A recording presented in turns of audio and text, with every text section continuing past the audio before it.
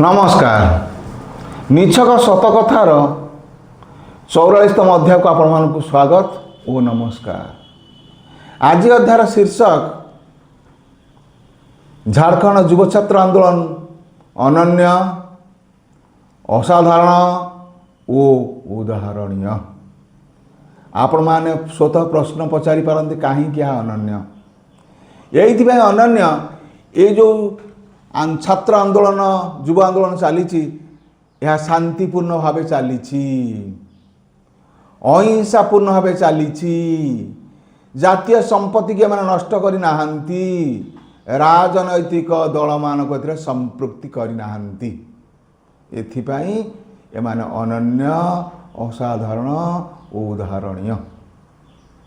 ताले द्वितीय प्रश्न आप पचारे ये आंदोलन कहीं होउची यही आंदोलन ये होउची झारखंड पब्लिक सर्विस कमिशन द्वारा जो गुड़े परीक्षा होपरिक सिविल सर्विस परीक्षा प्रिलिमिनारी टेस्ट हो बा झारखंड स्टाफ सिलेक्शन कमिशन द्वारा जिते गुड़े परीक्षा होती व्यापक अनियमित होती दुर्नीति होती पेपर लीक होती।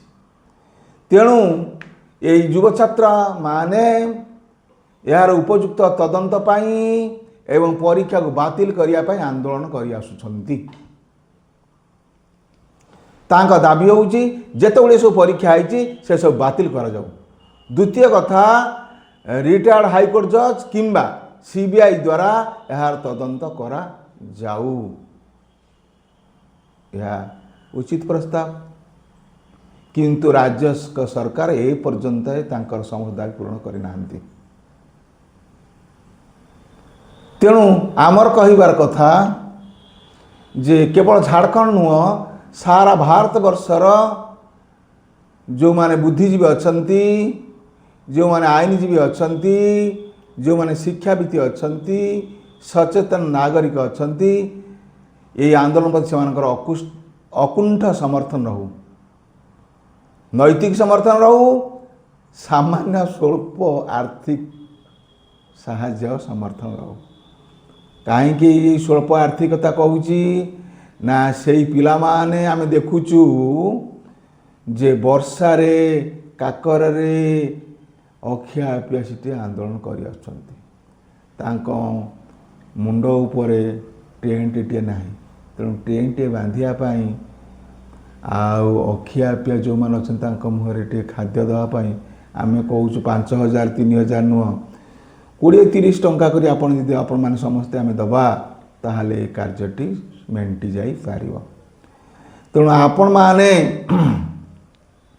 आम ये कहूदापाई कारण जदि ये राजनैतिक पृष्ठपोषकतार होता ताहले आम कही न थांतु जदि जातीय संपत्ति नष्ट करिथांते ताहले आम एक कथा कही न थांतु जदि हिंस्र रूप धारण करी से काम करिथांते पुलिस उपर टेका पत्र फिंगी थांते आम कही न थांतु।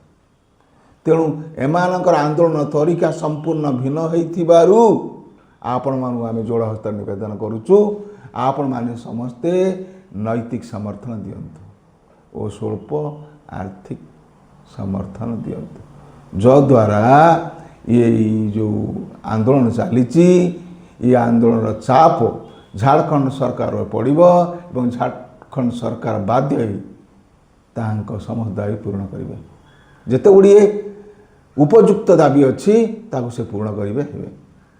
तेणु आम आपण मानक समस्त नमस्कार धन्यवाद जय जगन्नाथ।